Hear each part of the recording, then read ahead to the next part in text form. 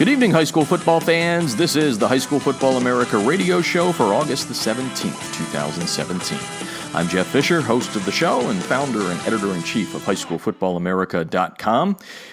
Season is here. It started in Hawaii and Alaska, and now we come to the lower 48. 25 teams in the High School Football America Top 100 will be in action this weekend with two matchups between teams in our national rankings, and we will be talking with the head coach of Carmel High School out of Indiana, number 17, taking on number 52, Trinity out of Kentucky, a battle of defending 6A champs. We're going to talk with John Hebert of the Greyhounds coming up in just a little bit. As far as some of the other matchups in the top 100, also in Indiana, a big one in the MIC, the Metro Interscholastic Conference.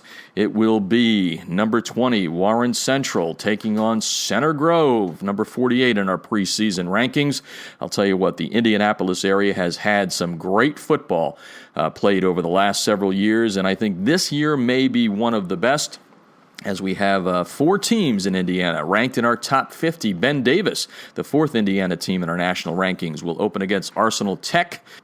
That game also on Friday. You can check out all of the scores throughout the weekend by going to highschoolfootballamerica.com. We have state-by-state scoreboards. You can check out all the Indiana games that are being played in the Hoosier State this weekend. The highest-ranked team to take the field Friday night will be number 11 Chandler out of Arizona, squaring off with Red Mountain. The Wolves have been strengthened with some transfers from Hamilton High School, which, of course, was rocked by a hazing scandal earlier this year. We have two other teams in Arizona that are ranked, and all three of the Arizona nationally ranked teams will be in action Friday night. In addition to Chandler, four-time state champ Saguaro, ranked number 38 in our preseason rankings, will play at Catalina Hills, and number 42 Mountain Point will face Sandra Day O'Connor.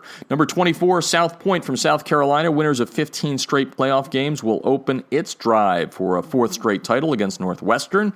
In addition to the Stallions, defending South Carolina 5A champ Dutch Fork will face North Carolina's Independence High School. The Silver Foxes are ranked number 45 and coached by former Independence head coach Tom Knotts.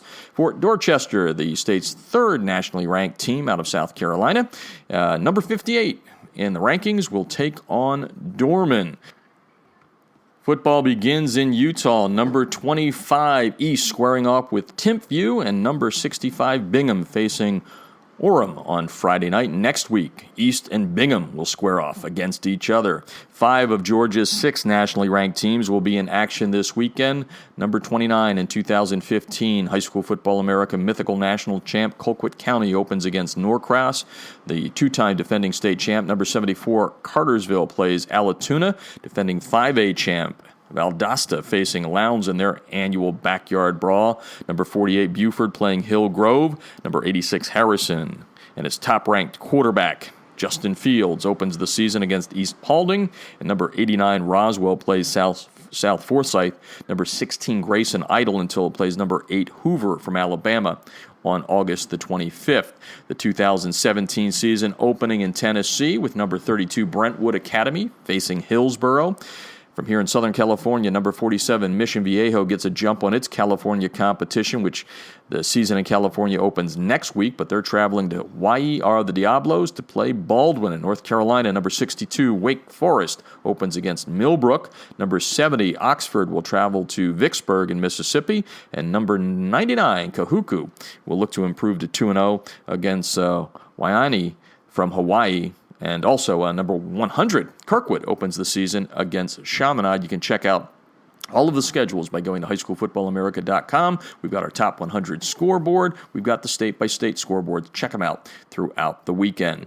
All right, in addition to having John Hebert from Carmel on the line in just a little bit, we're also going to talk with Josh Floyd, the head coach of Hewitt-Trussville. He's been there for, this is his fourth year after doing a great job at Shiloh Christian in Arkansas. So Josh Floyd and John Hebert on the show tonight. Want to welcome in all of our partners, beginning with Crossover. Get your game film broken down by Crossover, and they are so accurate with their insights. It is so intuitive, much better than Huddle, but it interacts with your Huddle account. You can have both and give you that coaching advantage that you need. Go to crossover.com with a K, or you can get to Crossover for a free demo by going to highschoolfootballamerica.com and clicking on our banner ad. Also brought to you tonight by Echo 1612. Instant replay on your sidelines 8 seconds after the play is over. It's show, not tell. Make tomorrow's adjustments today by using Echo, the best out there. They created this. Chad Cargill and Company in Oklahoma, coaches making technology for coaches. It doesn't get any better than that. Also brought to you tonight by USA Today High School Sports. Check them out at usatodayhss.com. And we're also brought to you by ScoreStream. All of our scoreboards and schedules are powered by ScoreStream. Download the app at Google Play and the iTunes Store. It's fun. You go to the game, you let everybody know how your favorite team's doing by scoring along. You can also upload videos and photographs. Go to scorestream.com. And also brought to you tonight by the TDI Razor, the good folks at Southern Sport, keeping those pesky rubber pellets from field turf out of your shoes. It gives you that great look of spatting without the high cost of tape. Use the special code HSFA when you go to TDIRazor.com to get a special discount on your order. That's TDIRazor.com. Razor, spelled with a U, R-A-Z-U-R. TDIRazor.com. All right, we're going to take our first break, hear from all of our partners, and when we come back, we're going to talk with John Hebert of the number 17 ranked Carmel Greyhounds out of Indiana. A big showdown this week. Battle of 6A champs in Kentucky and Louisville as Carmel takes on number 52 Trinity. John Hebert when we come back. You're listening to the High School Football America radio show.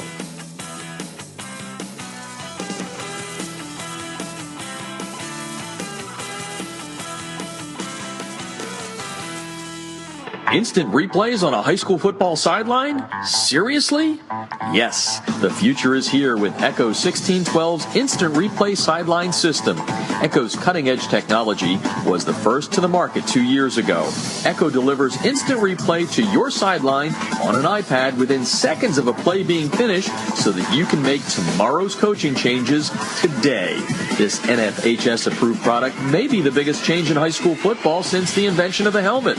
Coaches, you'll gain a competitive edge by adding Echo 1612's Instant Replay Sideline System to your coaching toolbox.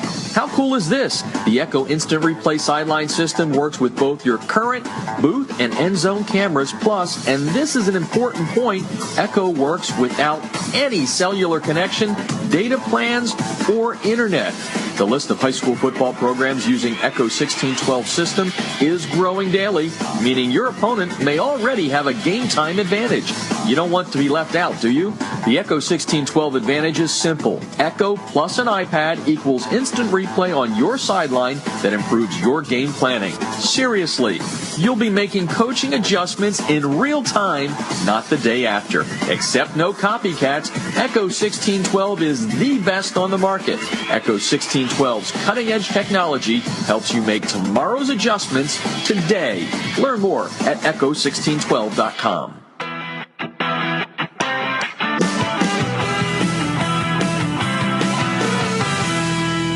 Field turf rubber pellets, be gone. The Debris Inhibitor Razor is a seamless outer sock that was specifically designed to keep crumb rubber and other fine debris from artificial or grass playing surfaces out of an athlete's shoes and socks, thus keeping such debris out of gym bags and locker rooms. The Razor, spelled R-A-Z-U-R, is favored by athletes who want the look of tape, by trainers who no longer have the time to tape only for show, and by moms who no longer want that crumb rubber in the house. The Debris Inhibitor Razor is made in America. It's 70% nylon and 30% spandex, making it extra lightweight and very durable, and it's backed by a 1-year performance guarantee.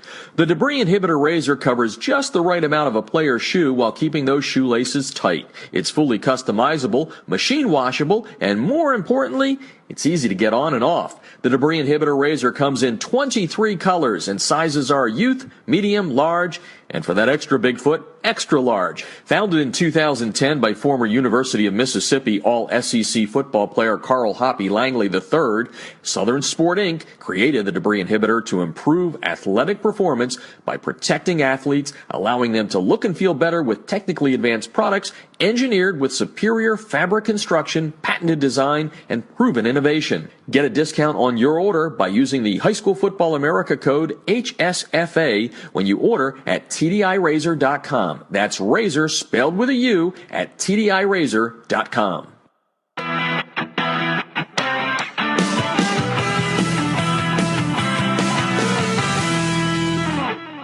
If you're scouting your opponents without Crossover's game film breakdown platform, you're missing an opportunity to get a huge edge over the competition.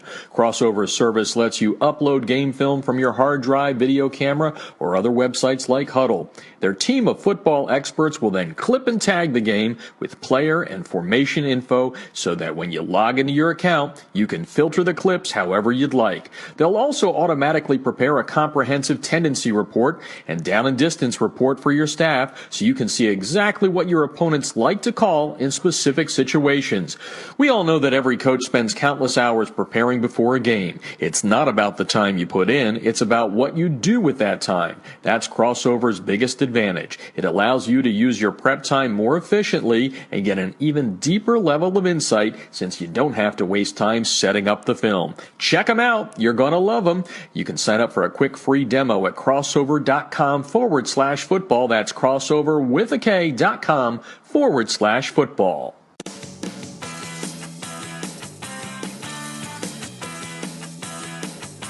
This portion of High School Football America brought to you by USA Today High School Sports. Once again in 2017, High School Football America and USA Today High School Sports teaming up to give you great national high school football coverage and coverage specifically from here in Southern California. Make sure you check them out at usatodayhss.com.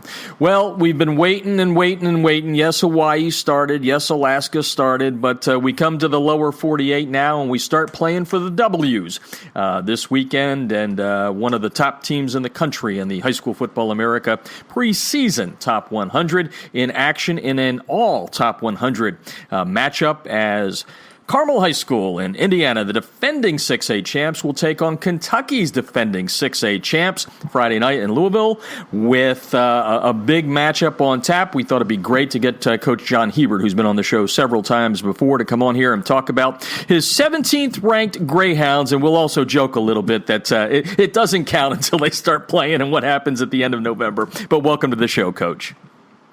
Thank you, Jeff. That's right. We appreciate you including us in your preseason rankings, and we hope to live up to them. Yeah, and you guys are not afraid. I think we had you back on the show. It might have been January, February, talking about the championship last year that you won, and you had mentioned you had a big game coming up, and I think right after that you mentioned, Trinity, and you guys play in one of the toughest leagues in the country. I think most listeners know that by now since we've had you on so many times. The Metropolitan Interscholastic Conference there in the Indianapolis area is so good. But let's just kind of talk about what you're going to jump into here on Friday night, what you've been working on in fall camp. You've got your quarterback from the championship season back and all that. But what has fall camp been about for the Greyhounds?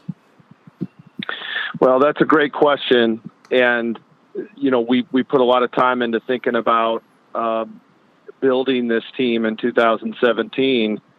It's going to be different than the team that won the state championship last year.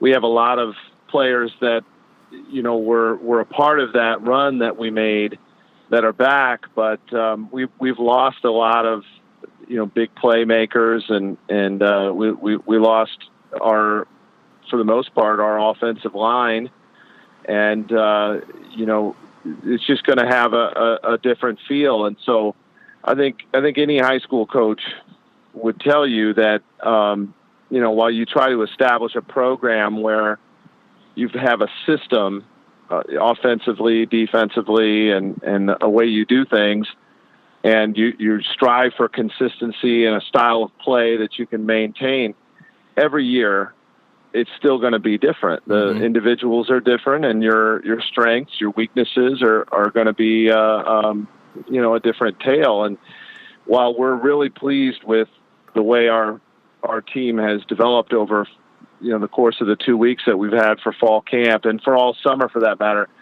it's a different team. And I think when the ball gets kicked off down in Louisville and we're, in the thick of the struggle with Trinity High School, then we'll start to really understand what's going to make this team tick. We picked our captains and they're great kids, and our team voted, and so they did a really good job, I think, picking representatives to lead them. And so it all feels familiar when it comes to how we're going about things, but when it comes to playing, there's still a lot to sort out, and maybe that's the most exciting part, is to not know how it's going to be, not know how it's going to unfold, and great opponents are going to help you figure that part out. Yeah, it's one of the beauties of high school football. It all changes. It all changes. The canvas is a little different every year. John Hebert is on the line, head coach of Carmel High School in Indiana. Number 17, taking on number 52, Trinity out of Kentucky on Friday. We're going to get to the names of some of the kids you expect to give you leadership and actual good play on the field here in just a couple of minutes. But, last year, and we talked about this, you guys got out to a 3-3 start. You do have some kids back from that. You win the state championship. Is there stuff, though, that you can build with the kids that are coming back where you talk about the importance of, it's not how you start, it's how you finish? It's almost become a mantra, and maybe it's just mine. But I feel like we all, have really strived to cling to the idea that this is a true journey, that we're playing such great teams, and you're going into these games, and I just don't think it's realistic to expect to go through them all and win them all. And that, we're obviously we're going to try with everything we have to win these games, 1 week at a time. But the competition is just so good, and the way the playoffs are in Indiana, and everybody's guaranteed a spot in the postseason, and so week 10 is where that. All those lessons have to be learned to the point where you can put them to use, and you have to move forward with a victory. But, I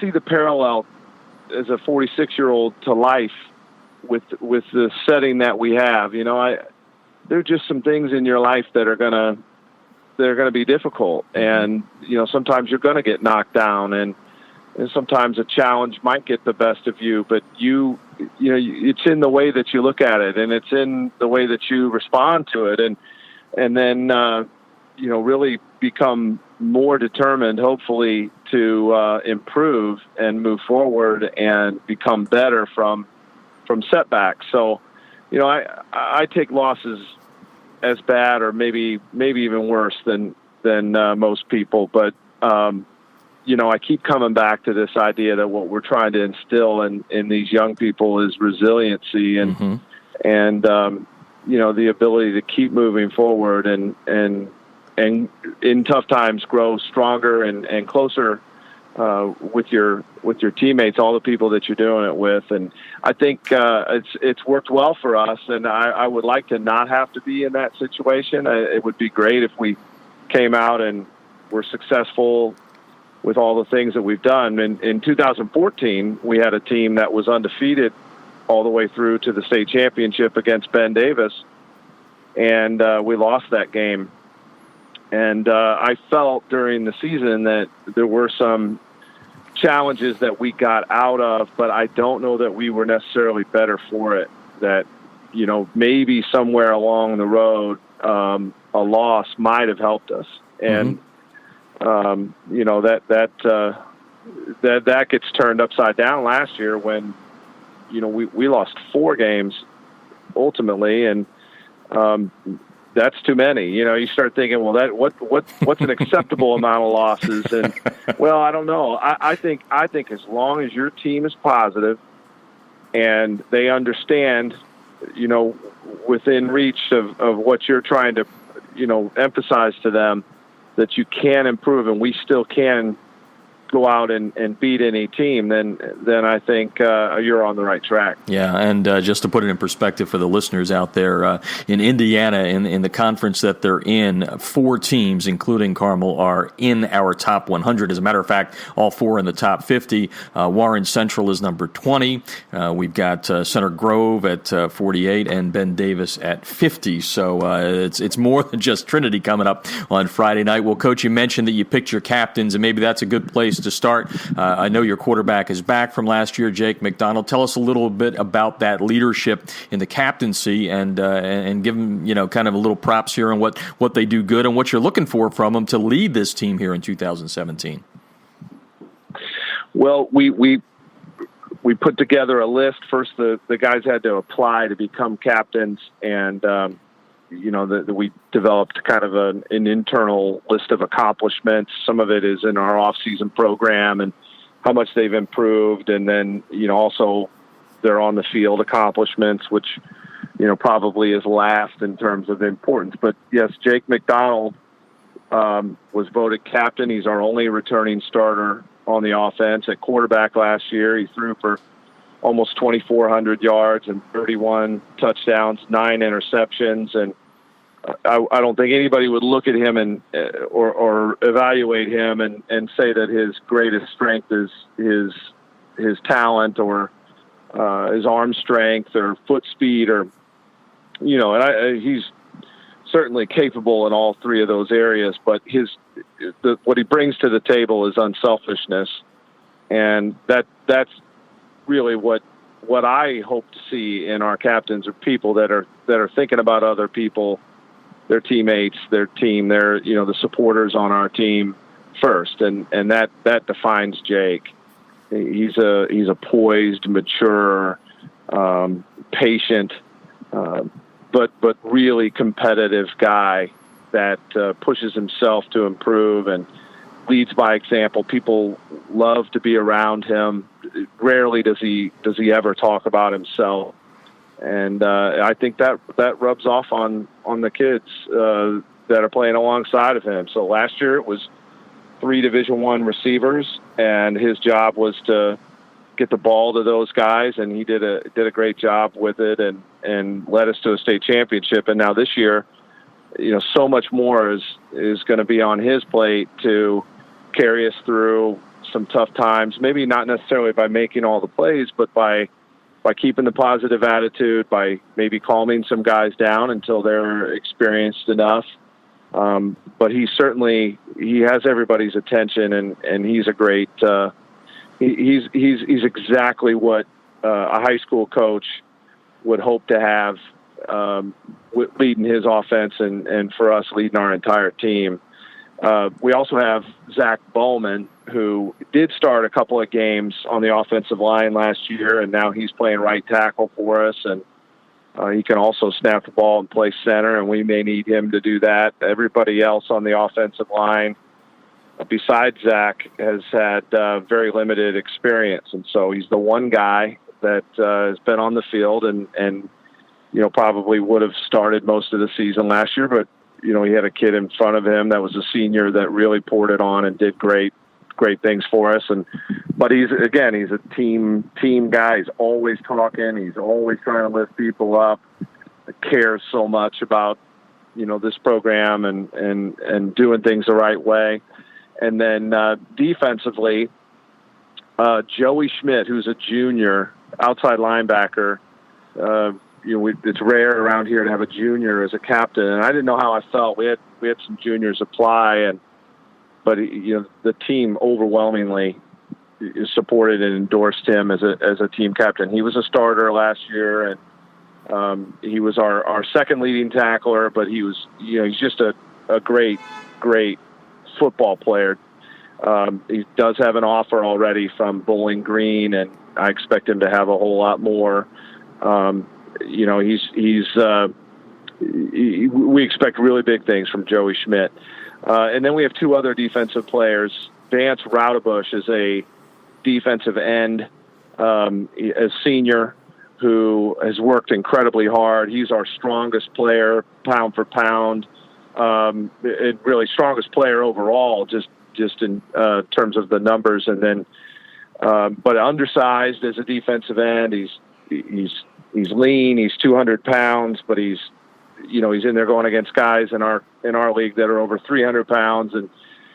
But he's fearless and relentless and can do, can play every snap in a game. That type of a guy with that kind of a motor but soft spoken, and people really love him on this team. We're really excited about him. And then the last guy is Matthew Wolf, who is a safety for us. He's really an emotional leader, maybe the biggest emotional leader we have. He's been through a lot of things in his personal life, and we shared some of the some of the hard times, tragedies that he's had in his life because they happened during football season, and the team has really rallied around him, and he's the kind of guy that he's always got a word or two for everybody in their ear. Usually it's not for any kind of a show, he just, the things that he's been through in his life, he's using to, help support other people. You can just tell he's got this higher purpose about him, and he's a fierce competitor. We're just so proud of him and what he's doing for us, just like all those guys. And I told the guys that weren't picked as captains that wanted to, that, leadership doesn't end with the selection of this, right. This list of captains.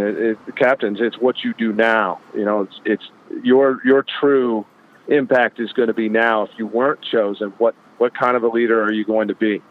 If you're going to step aside and let somebody else lead, then we're not going to be great. And if you're going to feel bad about it, or feel, resentment or disappointment beyond the initial reaction, then you're letting it get in the way, and we're not going to be as great as we hope to be. So that challenge is still out there for guys, and we hope to see positive reactions. But we've got talented kids. We've got some kids that aren't as talented, but they have tremendous heart and commitment. And we've got a mix of experienced and inexperienced, and so that's the joy of high school coaching, is putting all that together into a team and playing somebody great like Trinity. It is what makes the sport so great. John Hebert is on the line, the head coach at Carmel High School, third year for him. He's an alum, a longtime assistant there before taking over 3 years ago. Coach, you mentioned the captains, obviously, but because you are young, who are some of the kids that you've seen kind of develop through the summer, through fall camp, that you expect some things out of? Give us some of those names where you think these are the kids that are going to do the things you were talking about, which is bring this team together as a team, not a bunch of individuals. Well, start with the defense. I don't know if the defense is ahead of the offense, but we do have more guys back. We moved strong safety Ben Leary, who's a senior. We moved him to inside linebacker.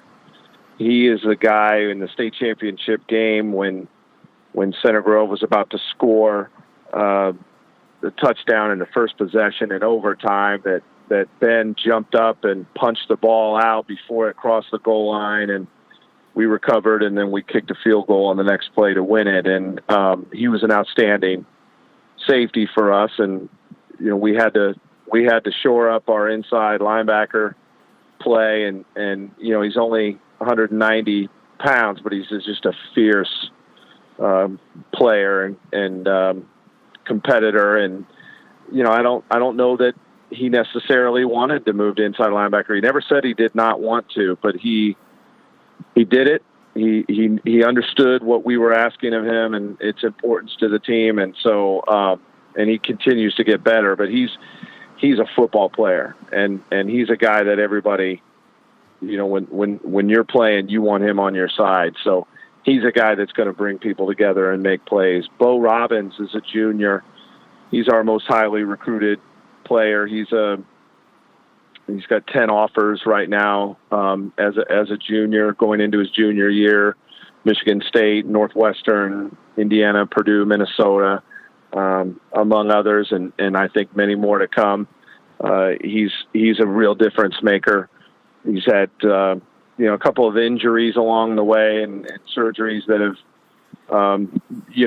he's had to recover from, but he keeps playing and practicing and being a part of the group, even though he's got this great talent and recognition. He certainly doesn't carry himself that way, and I think that's a great motivator for everybody else to see. So we have him, and we have Vance Raudebush on the defensive line. We do also have a sophomore nose, Cole Brevard, who is new to the program, and he's just shown some really special characteristics. Alex Brown, outside linebacker, played a lot for us in the state championship run last year, and now he's a starter and just an amazing leader. He didn't put himself up for captain, but I kind of wish he would have, because he he certainly has all that it takes. But his teammates know what he's all about, and he's a very talented track athlete and a great football player for us. And Nate Fry is a returning starter at safety, and as he's a junior, he started as a sophomore, and just great summer and fall camp, and tough kid. His brother Jack is a defensive lineman for us. He's a senior, so we got the Fry brothers in there on defense, and then Andrew Colombo at corner played a little bit for us last year, started a game or two, and now he's a senior and doing a great job leading. And Mark Allen, another corner. Tommy Sprates is a junior corner that's coming along and has great promise, and I expect great things out of him. And Robbie Ezreal is another safety that kind of, he's rotating in and out, but making a lot of gains and becoming a guy that we think needs to be on the field a lot more. So Matt Boyer, inside linebacker, is a junior, and all summer long he's been running with the ones. And so there are several other guys there, Matt Fortier, Zach Linville, and Joe Conway is another one that's worked really hard. Offensively, I'm so pleased with our offensive line. Caleb Schaefer is our right guard. He's a Division I prospect as a junior, 6'5" and 300 pounds, and just a lot of talent, a lot of ability, but most importantly, a great mental approach to the game, and a selfless guy. I mentioned Zach Bowman already, but Matt Kleppinger is a tackle, the other tackle for us as a junior, coming along really well, and is a great player, and I think he could really become a recruitable player as well. And at center, Sloan Goldblatt's doing really well, and Dominic Cate is another one that's providing us a lot of depth. John Van Zetta is a senior and starting at the other guard and doing really well. Sophomore Thor Kroc is a basketball player that we got, and he's showing that he's got really some traits that people are looking for at the next level. And Sakath Gajala is a guard that guard/tackle can do a lot of things for us. We're still thinking he's going to make a big impact. Wide receivers, Atticus Klaus is the guy that we think is going to be the real playmaker on the perimeter. Wesley Watson as an ex-receiver, and Jack Redimal. We're really happy with a sophomore named Aiden Ellison, and then another basketball player we got out, Sam Rogers, talented, hardworking, athletic kid there, and Ross Abdella is another one that's really come along. I think, on paper, our running backs are our deepest position with Kamari Hunt. He's got an offer from Central Michigan, and then Will Schmidt is a returning starter, returning rotator. Mm-hmm. Schmidt and Hunt had about 500 yards apiece rushing last year, and then we have a 2020 Dylan Downing, who is also a Division I player that is just waiting and really chomping at the bit to make his impact on Fridays. We have both our kicker and our punter back. Connor Coughlin kicked 3 field goals in the state championship game for us last year. He was 14 of 15 on field goals, is back, and quite a weapon, and he can punt the ball too. And then Zachary Bradley is our punter, and our fullback also can play tailback. We've been playing him a little bit at tailback, so we've got a great amount of production that we could get out of Zachary Bradley, and again, a very team-oriented guy who willing to do anything to help us out. Now, I know I left some people out there, but I also, for the listeners, they're probably wondering how I got all those names out. But I'm impressed.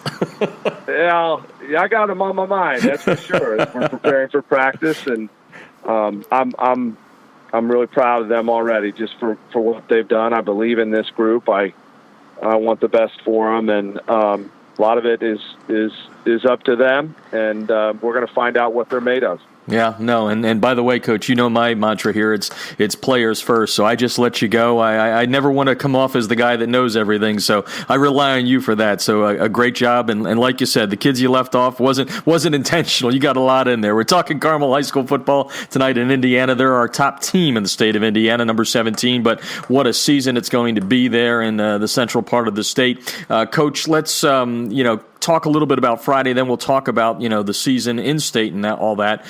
Two traditional programs. You guys have great tradition. Trinity has great tradition. Although a lot like you, they don't have a lot of people back. They have, I think, one returner on offense, a good one, a wide receiver, and Rondale Moore, who's committed to Texas. So what do you know about the Shamrocks going into this one? Well, we played them back in 2013 and then again in 2014. And in 2013, it was at our place, and it was a shootout. We ended up losing that game. The score was in the 30s, and then we were close to being run out of our own stadium in that game, but we mounted a second half comeback and made it a little closer than it probably was. But the next year in 2014, we traveled down to Louisville, and we won that game 10-7. On their home field, and so it was kind of opposites there, and so I'm not sure, what we're in store for Friday, but I do know that they're about as fundamentally sound as any team that I've seen, and like all great programs, they're going to reload, and because there's just too much pride and great coaching and hard work going on for that not to happen. We checked out their scrimmage film, and they have ours, and there's just only so much you can really tell from that, because you hold back a little bit. Winning and losing isn't on the table, and so there'll be some unexpected things, but we just like you always do in week one, you look at what they've done and try to predict what you think they're going to do, and you prepare for scenarios and situations. And my guess would be that if I were coaching that team,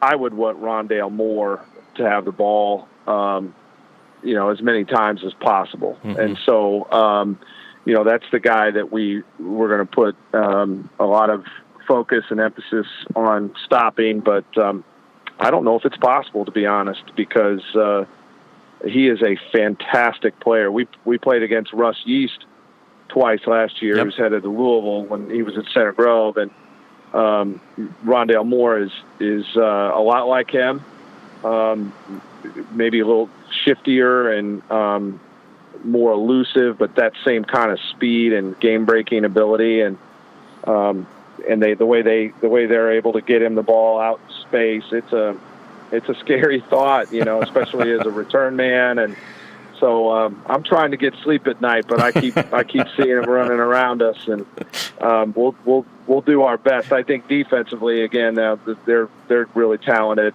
on their defensive line, and we've got a young offensive line.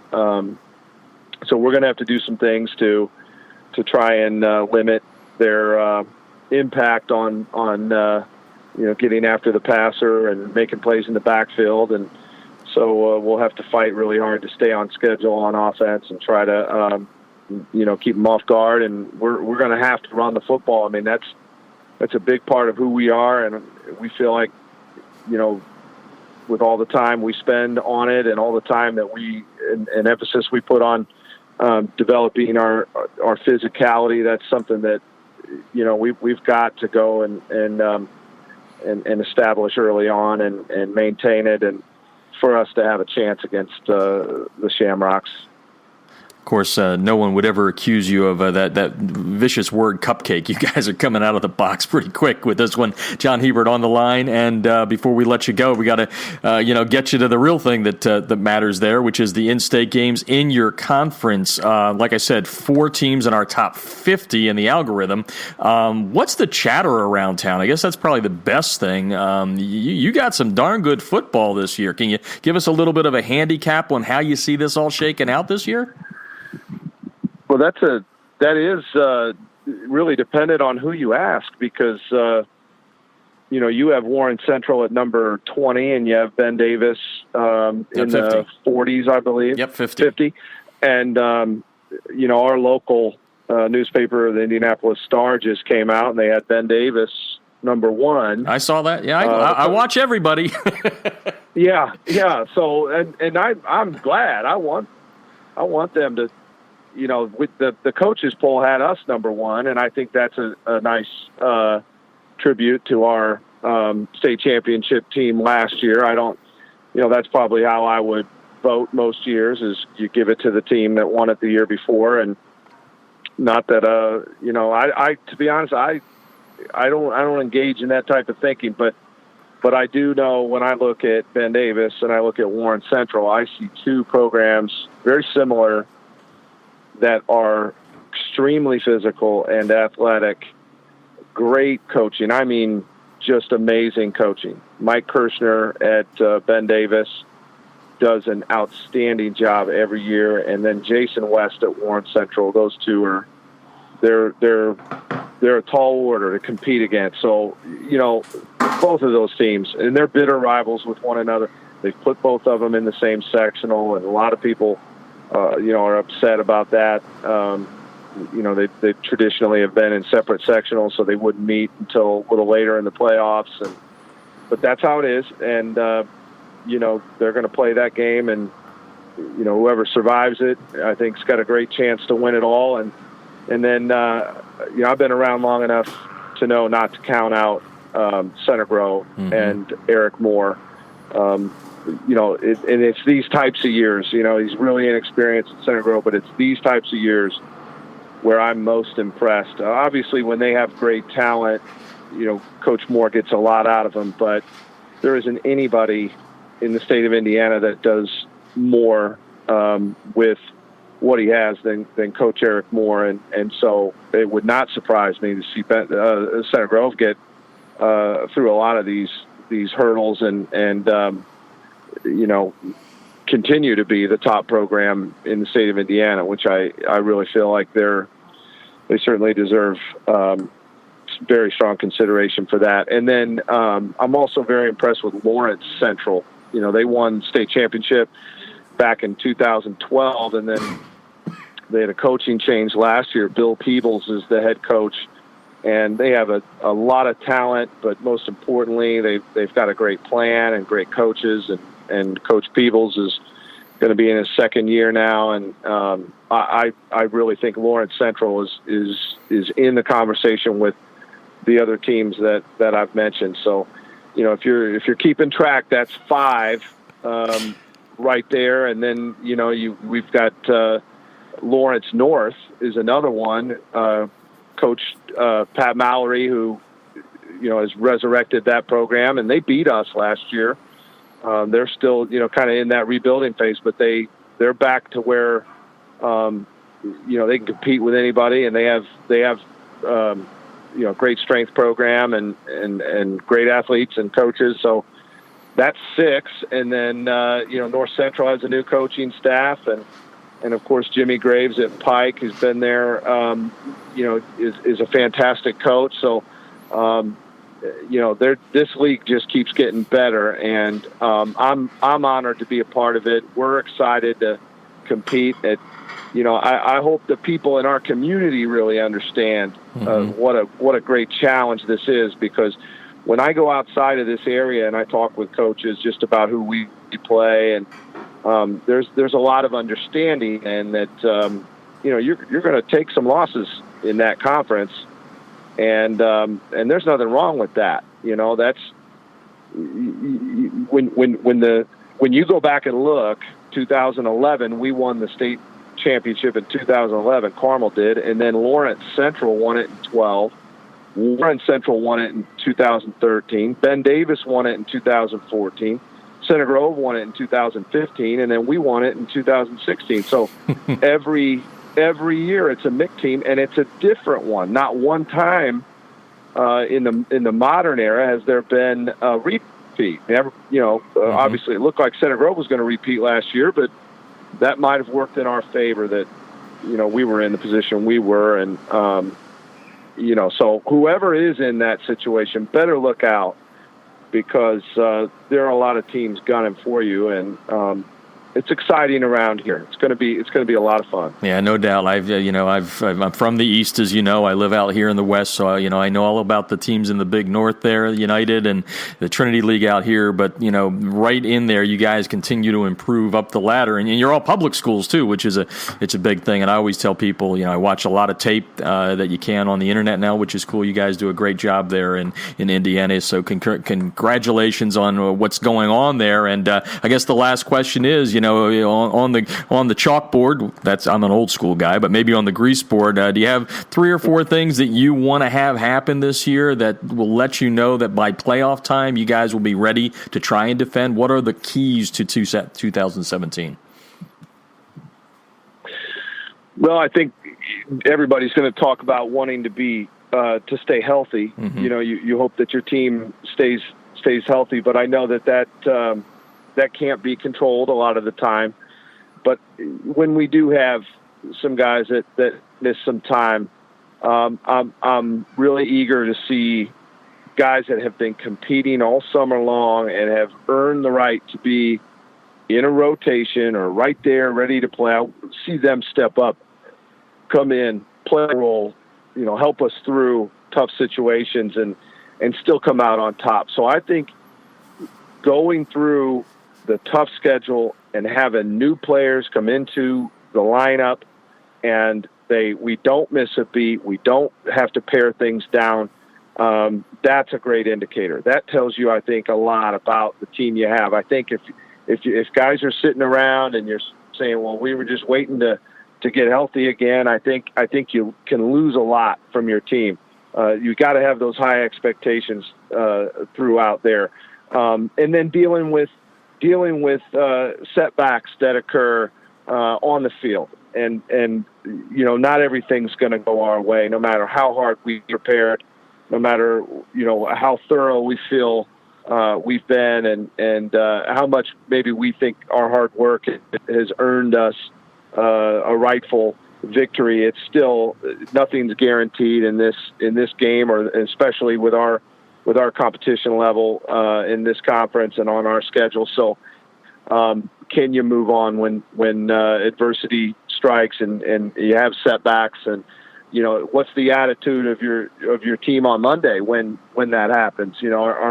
Are people really eager to get back to work, and do they have an elevated energy level after things haven't gone well, or when we've had a good run, are we going to build on it, or do we think that what we've done is enough? And around here, even the good years, even the great years, you still battle, the psychological part of going through the course of this season. So, a strong mental state for your team, I think, is a great indicator that by week 9, week 10, you're headed in the right direction and you're really ready to go.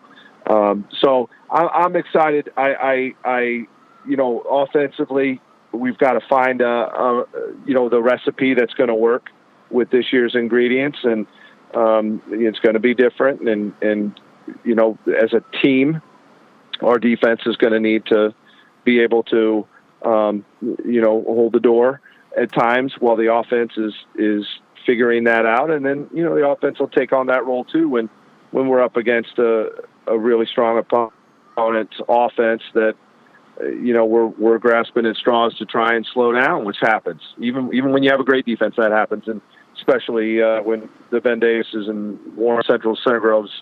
So sometimes the season hinges on moments that could go one way or the other, and we've got to recognize when those moments are, and we've got to try and capitalize on self-created momentum, and then enjoy it. I want these guys. I personally want to enjoy this season, but I insist that these players, these young people, enjoy what we're doing.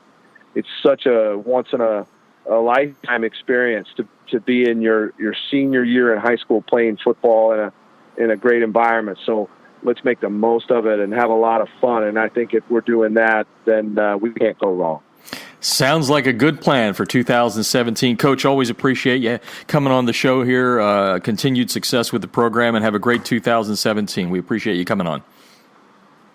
Jeff, once again, it's my pleasure. Thank you so much for covering the Greyhounds. Very welcome. Taking a break. When we come back, heading to Alabama, Coach Josh Floyd and the number 91 ranked Hewitt-Trussville football team. That and more. You're listening to High School Football America.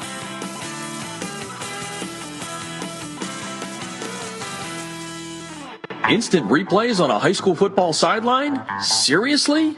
Yes, the future is here with Echo 1612's Instant Replay Sideline System. Echo's cutting-edge technology was the first to the market 2 years ago. Echo delivers instant replay to your sideline on an iPad within seconds of a play being finished so that you can make tomorrow's coaching changes today. This NFHS-approved product may be the biggest change in high school football since the invention of the helmet. Coaches, you'll gain a competitive edge by adding Echo 1612's Instant Replay Sideline System to your coaching toolbox. How cool is this? The Echo Instant Replay Sideline System works with both your current booth and end zone cameras, plus, and this is an important point, Echo works without any cellular connection, data plans, or internet. The list of high school football programs using Echo 1612 system is growing daily, meaning your opponent may already have a game time advantage. You don't want to be left out, do you? The Echo 1612 advantage is simple. Echo plus an iPad equals instant replay on your sideline that improves your game planning. Seriously, you'll be making coaching adjustments in real time, not the day after. Except no copycats, Echo 1612 is the best on the market. Echo 1612's cutting-edge technology helps you make tomorrow's adjustments today. Learn more at echo1612.com.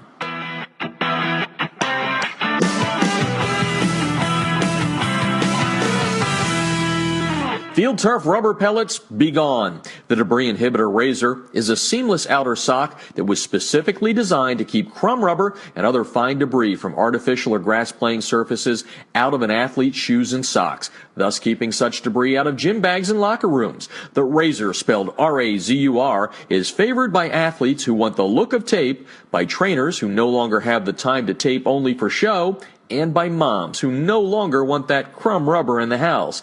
The Debris Inhibitor Razor is made in America. It's 70% nylon and 30% spandex, making it extra lightweight and very durable, and it's backed by a 1-year performance guarantee. The Debris Inhibitor Razor covers just the right amount of a player's shoe while keeping those shoelaces tight. It's fully customizable, machine washable, and more importantly, it's easy to get on and off. The Debris Inhibitor Razor comes in 23 colors, and sizes are youth, medium, large, and for that extra big foot, extra large. Founded in 2010 by former University of Mississippi All-SEC football player Carl Hoppy Langley III, Southern Sport Inc. created the Debris Inhibitor to improve athletic performance by protecting athletes, allowing them to look and feel better with technically advanced products engineered with superior fabric construction, patented design, and proven innovation. Get a discount on your order by using the High School Football America code HSFA when you order at TDIRazor.com. That's razor spelled with a U at TDIRazor.com.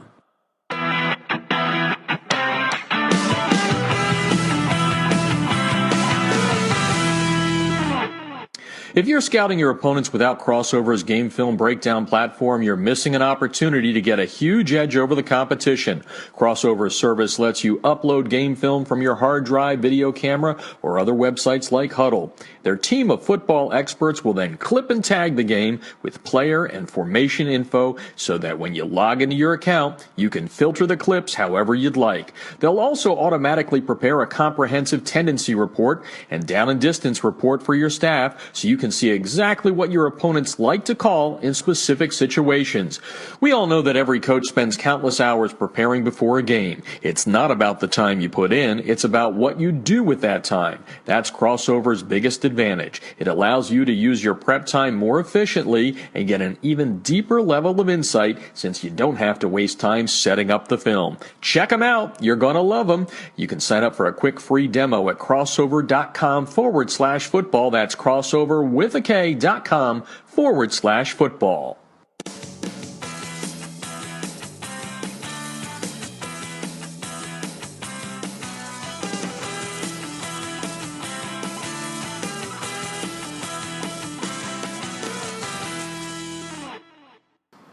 This portion of High School Football America brought to you by USA Today High School Sports. Once again, in 2017, High School Football America and USA Today High School Sports teaming up to give you great national high school football coverage and coverage specifically from out here in Southern California. Check them out at usatodayhss.com. Well, we continue to do the previews here as we walk our way through various parts of the preseason Top 100 that's created with our proprietary algorithm. And we had this gentleman on the show several years ago, back when he was, I think when you were in Arkansas. Maybe it was in the interim when you were coming to Hewitt-Trussville in Alabama. But the Huskies ranked number 91 in the preseason Top 100 and doing some special things last year. First undefeated regular season in Husky history, and Josh Floyd has done the great job that he did at Shiloh there in Arkansas, and now he's doing it as he enters his fourth year in Alabama, and he was on the show. Like I said, I think that was back when you were in Arkansas, Coach, but welcome to the show anyway. No, I appreciate it. Yeah, it's glad to be on here again. Yeah, I'm pretty sure that was when I was still at Shiloh back there, so but I'm excited to be on representing the Huskies today. Yeah, no, it's going to be fun to talk about this and some of the things that you've done there. Like I said, last year was a great year, and maybe that's a good place to start the interview, which is, kind of the springboard. One of the beauties, obviously, of high school sports is things change on a yearly basis, but a great season like it was last year, a national ranking. USA Today also has you in their Super 25. Tell me a little bit about how you're making that transition from 16 to 17 through your spring ball and now fall camp. Sure. Well, last year was a special season for us. It didn't quite end the way we wanted it to, but we had a great year. Had a lot of firsts in school history. We had a really special senior class. We had 29 kids that were just really good football players for us, and they were leaders for us. And the thing about last year is we had a lot of guys that were 3-year starters and guys that had been in here, which I just finished my third season last year, and so those were guys that were sophomores when we first came in, and so we obviously lost some really good football players. We had 5 guys signed Division I last year, and so the year before that we ended up having 8 guys signed, and so that's one thing we've tried to do here is I always feel like it's our job as high school coaches to push these kids as much as we can to college coaches, and not everybody can do that, and it's not for everyone, but we at least want to make it at least a possibility for kids, and so I think our kids have done a great job in that area. We're fortunate to have a great school here, so our kids do really well in the classroom most of the time, and so but we're excited about where we're at as a program. We obviously have some younger guys this year. I mean, that's the biggest concern we have is we just got to come together as a team and as one unit. And sometimes the only way to do that is on Friday night. And, we need some Friday night experience, but I'm excited about what we have. Yeah, and you got the Champions Challenge coming up. We'll talk about some of those kids in a moment. But you had such great success at Shiloh. There was a foundation, obviously, there that you had, and then you come to Alabama. What were some of the things that maybe you brought with you that worked from Arkansas to Alabama, or what are some of the things you did different to build the foundation with the Huskies?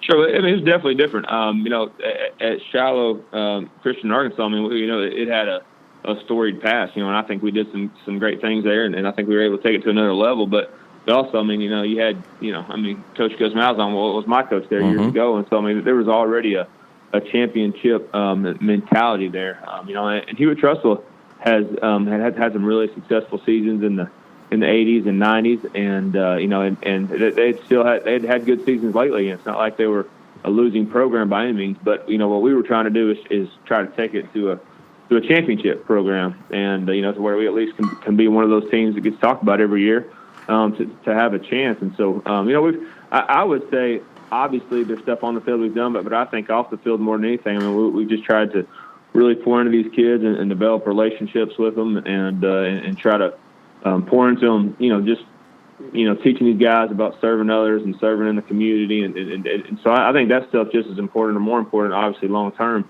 in the field, but I think that does help your program and be successful because these guys, I think it helps them stay humble and understand there's a big picture out there. I think the biggest thing from a football standpoint would probably be our strength and conditioning, and I don't think we were near where we needed to be as a program when we first got here. We were pretty weak in the weight room. When you're playing 7A Alabama football, it's a tough physical brand of football here. And so we were really far off in that area. So I think that's one thing we've been able to accomplish. And Coach Perry, our strength coach, and the rest of our coaches, staff have done a great job in that. I give credit to those guys for doing that. But our kids bought in, and there wasn't a lot of pushback on that. I think they were hungry for it, and I think they wanted to be pushed in that area. So I would definitely say that. I mean, offensively, I'm a head coach. I'm an offensive guy, but obviously, you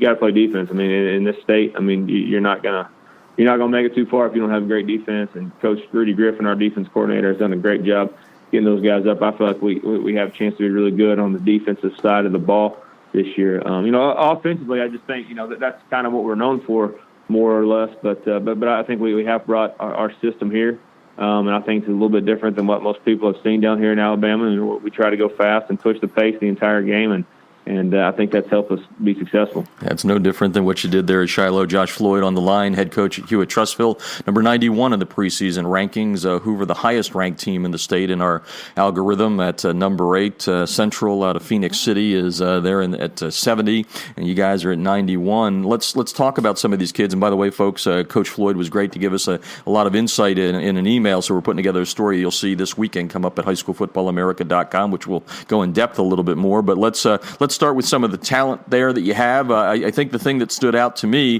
the old quarterback being the coach there, you talked to me about a young man that's going to be pulling the trigger for you guys. So let's start with that and start in the offensive side of the ball and explain what the Huskies are all about when it comes to moving the football this year.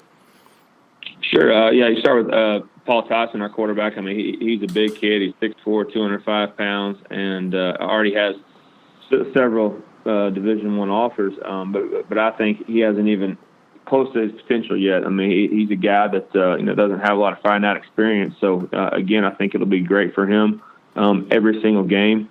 Just put him in some tough situations. But I've been really pleased with Paul. He really understands what we're trying to do. He's a smart player. He's a student of the game. And the exciting thing about Paul is he can make every throw, man. He's got a big time arm, which obviously is why these Division I colleges are already love him. But it's just fun to call plays when you have a guy that can make every single throw. And so obviously with our system, that's a big part of what we do is our quarterback position. And 2 years ago, we had a quarterback that actually signed with Appalachian State, and he rushed for 1,000 yards, but both years. And last year we had more of a drop back kid that signed with Memphis, Connor Adair, and so it's a little bit different, because that's a good thing about our system. We feel like we can just adjust it to whatever type of player we have, but the quarterback position is a big part of that. Whether that person's a dual threat or a drop back and all those things. So but I think we're able to adjust that. And, it always starts up front. Obviously, I think we have two guys that are big leaders for us. Our center Ben Adams is a guy that'll be a 3-year starter, and just been a great player for us. He's a guy that's he's got a lot of experience, and so he's our leader up front. He's the guy that's getting us right all the time in our calls. Pierce Quick, he's as good as any lineman in the country. He's a guy that's already committed to Alabama. He started for us some as a freshman, late in his freshman year, and he's just a big time player. Only going to be a junior. But he's just he's great to run behind, obviously. So I'm excited about those two guys. Those guys are really our leaders up front, and then we're fortunate to have some weapons. I feel like we have more weapons than we've had, in our skill spots. We have two seniors, Elliott McElwain, who had over 1,500 yards last year, and Logan Pitts, another a receiver for us, a big kid, 6'2", 210. Two seniors that are coming back this year that have a lot of experience, guys that started when they were sophomores. And so I think that's going to be, that's where our experience, we do have some guys back that have played some big-time football games.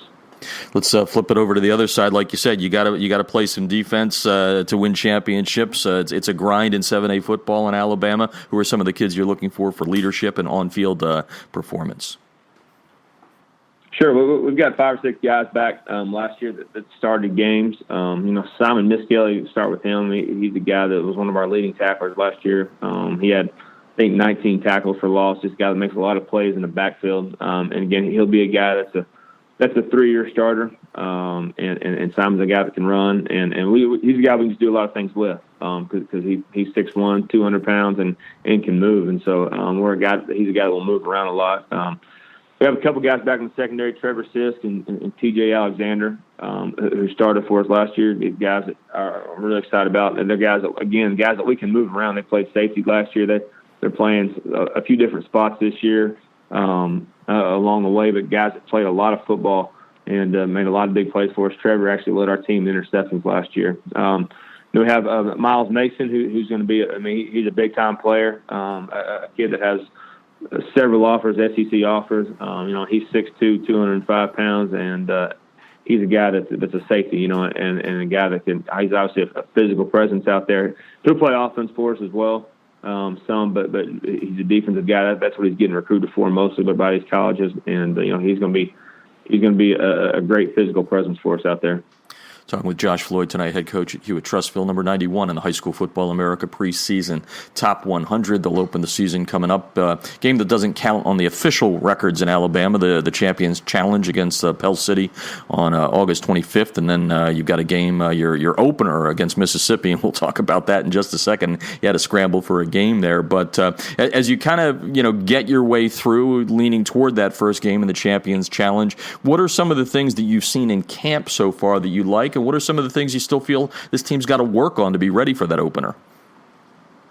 Well, I like our intensity. I think we're at that point too where we need to play somebody else. It's getting a little feisty in practice, with each other. So, which is not a bad thing. It's a good thing. I think I really I like our intensity. I think we just have to get used to throwing and catching to each other, because some of our guys, we were able to have some big time players. We've got a couple sophomores that already have several offers. One of our receivers, Jalen Worsham, one recruiting service ranked him the number one player in the state for the class of 2020. He's got tons of SEC offers already, but he's only a sophomore, and so I think him just coming together with him and Paul, picking up the timing, and we obviously did that all summer, and we did that in 7-on-7, and that was great. But again, I think just being able to have that experience. every single day, I feel like we're still learning. I think last year we were just a little bit more seasoned team, and so I think Jalen, he's just an unbelievable receiver in a one-on-one situation. He's really tough to defend, and so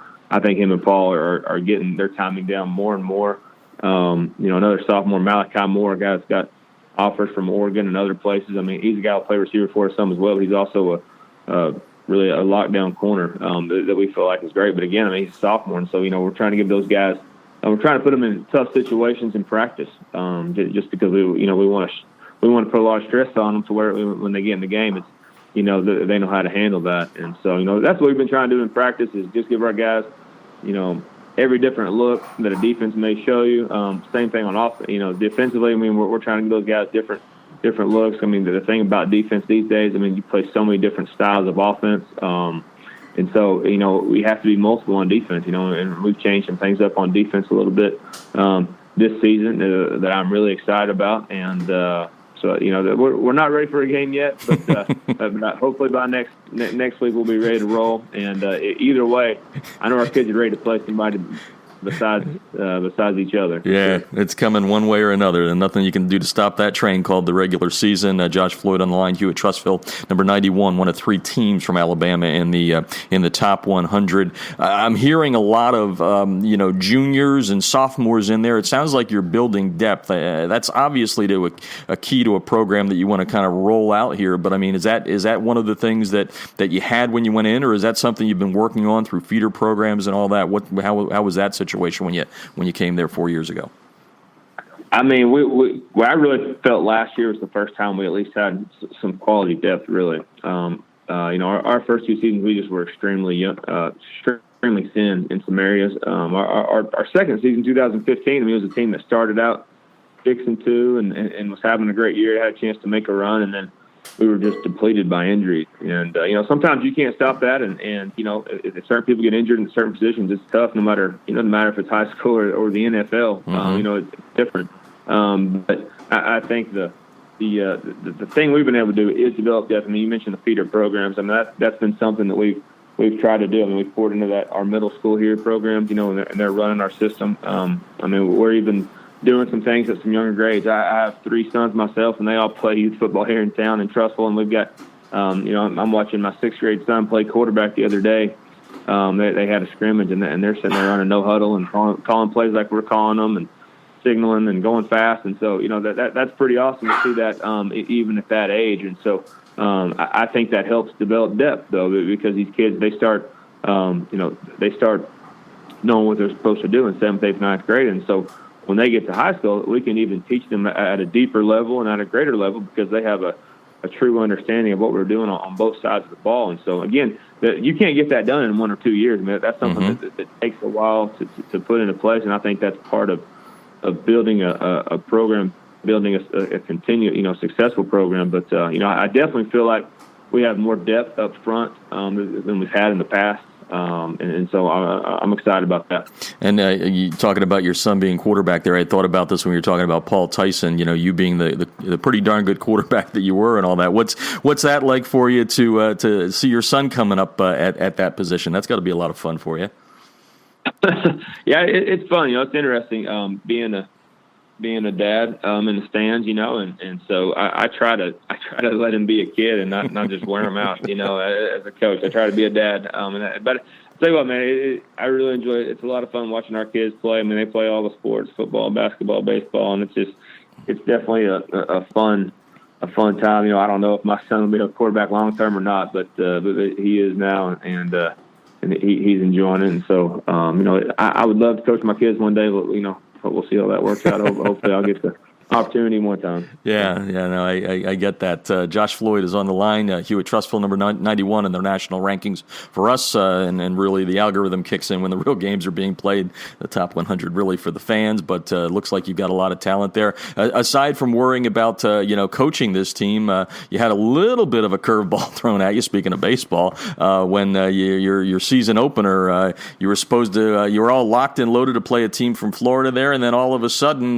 they weren't available, so you had to go looking for a game. Tell me a little bit about that curveball and how you handled it.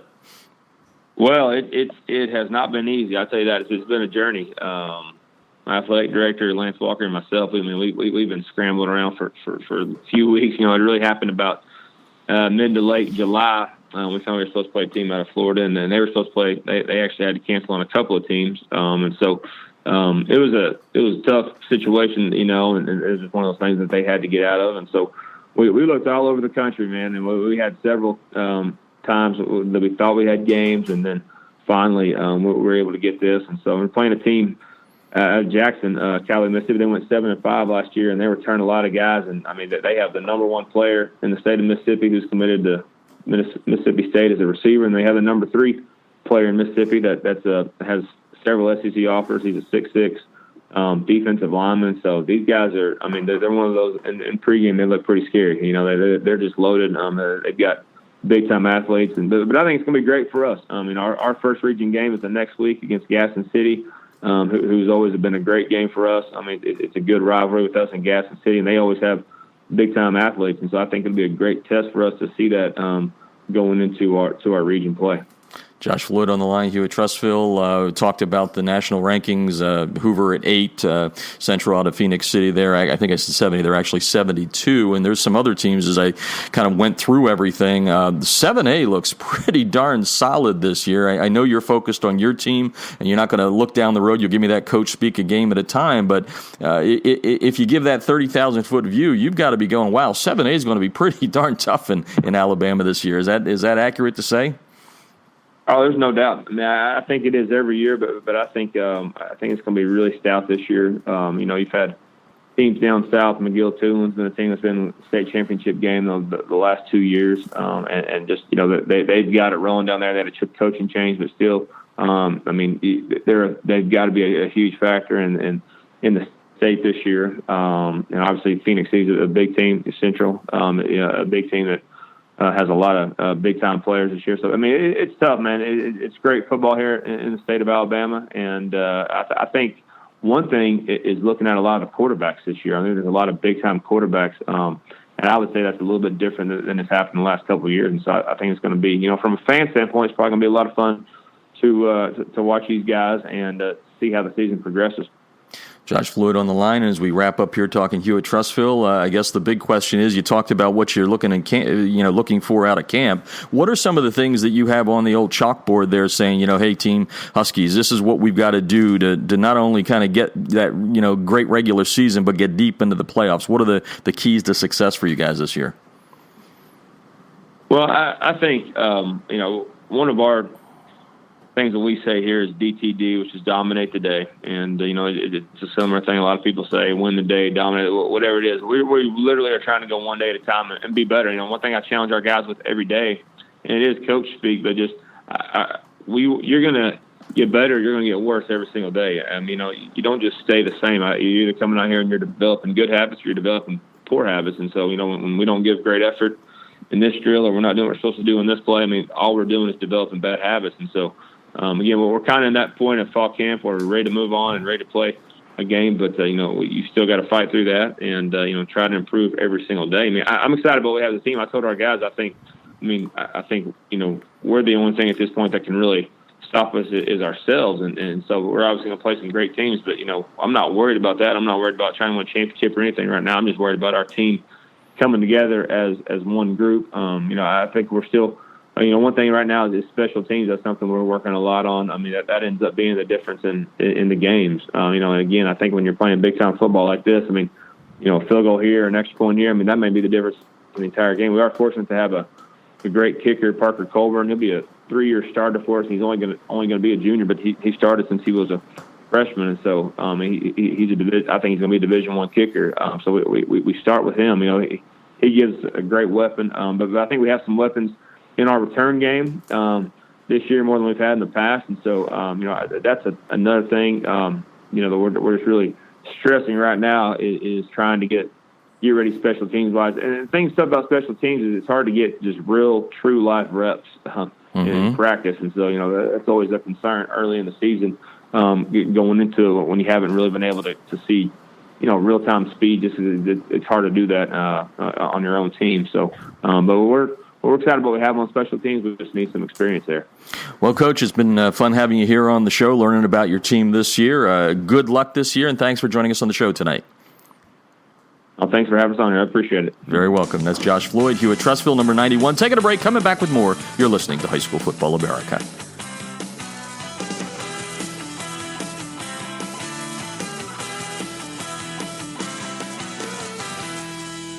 Instant replays on a high school football sideline? Seriously? Yes, the future is here with Echo 1612's Instant Replay Sideline System. Echo's cutting-edge technology was the first to the market 2 years ago. Echo delivers instant replay to your sideline on an iPad within seconds of a play being finished so that you can make tomorrow's coaching changes today. This NFHS-approved product may be the biggest change in high school football since the invention of the helmet. Coaches, you'll gain a competitive edge by adding Echo 1612's Instant Replay Sideline System to your coaching toolbox. How cool is this? The Echo Instant Replay Sideline System works with both your current booth and end zone cameras, plus, and this is an important point, Echo works without any cellular connection, data plans, or internet.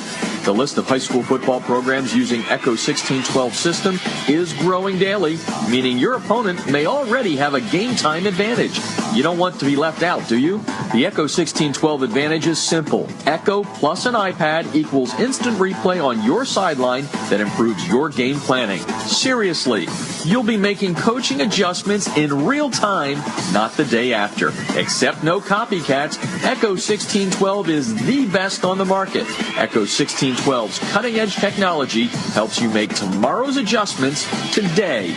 Learn more at echo1612.com.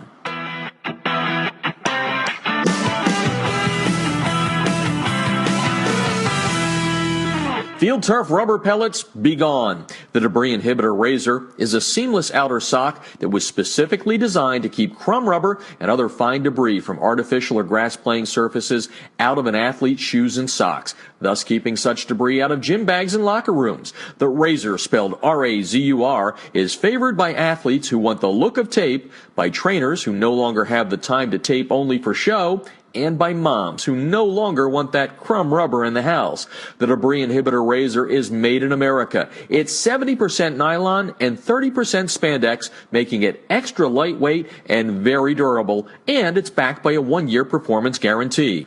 The Debris Inhibitor razor covers just the right amount of a player's shoe while keeping those shoelaces tight. It's fully customizable, machine washable, and more importantly, it's easy to get on and off. The Debris Inhibitor razor comes in 23 colors and sizes are youth, medium, large, and for that extra big foot, extra large. Founded in 2010 by former University of Mississippi All-SEC football player Carl Hoppy Langley III, Southern Sport Inc. created the Debris Inhibitor to improve athletic performance by protecting athletes, allowing them to look and feel better with technically advanced products engineered with superior fabric construction, patented design, and proven innovation. Get a discount on your order by using the High School Football America code HSFA when you order at TDIRazor.com. That's razor spelled with a U at TDIRazor.com.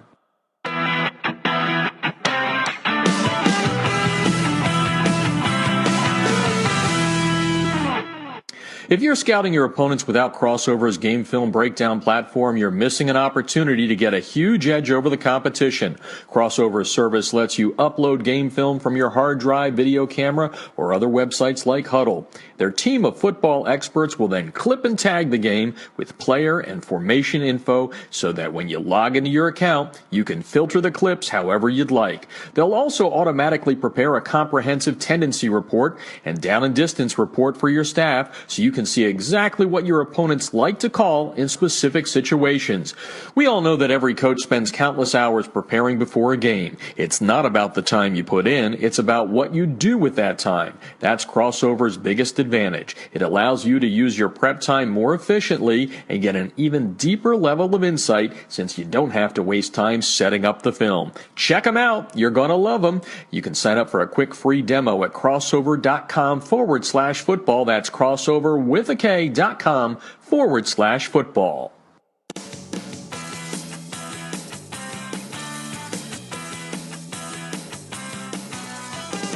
Jeff Fisher back on the High School Football America radio show, wrapping things up tonight. 12 states open the 2017 high school football season. You can keep up to date with all the scores and the schedules. Powered by ScoreStream by going to highschoolfootballamerica.com. Of course, Hawaii started a couple of weeks ago. Alaska now enters week number 2, and the 12 states that are in action this weekend: Arizona, Georgia, Indiana, Kentucky, Missouri, North Carolina, North Dakota, South Dakota, South Carolina, Tennessee, Utah, and Wisconsin. Next week, 19 states as we really get into the swing of things. Alabama, California, Colorado, D.C., Florida, Idaho, they're all set to kick off. Illinois also next week, along with Iowa, Michigan, Mississippi, Montana, Nebraska, Nevada, New Jersey, New Mexico, Ohio, Pennsylvania, Virginia, and West Virginia. And highschoolfootballamerica.com is your one-stop shop to keep up with all of your favorite teams throughout the season. We will also be releasing our first in-season High School Football America Top 100. We release it before everyone else does. Yep, it's better to lead than follow. Sunday afternoon is when we will release our Top 100 rankings, and then we'll also start putting out the state-by-state rankings for the 12 states. Hawaii and Alaska's top 5 are already out, so come back to highschoolfootballamerica.com throughout the weekend. Follow us on Twitter at Jeff Fisher Media, on Facebook at facebook.com/High School Football America, and on Instagram, also the handle there is High School Football America. Don't forget, if you're going out to a game, download the app, the ScoreStream app that gets you all kinds of interesting interaction going throughout the country. Let everybody know how your favorite team's doing. You can upload, and in addition to keeping score, you can upload photos and videos. Get the app at Google Play or in the iTunes Store. Well, that's going to do it for me for tonight. Time to go and check out some high school football games. There are some going on right now, so check out the scoreboards at highschoolfootballamerica.com. For now, this is Jeff Fisher saying good night and good sports from Southern California. You've been listening to High School Football America Radio Show.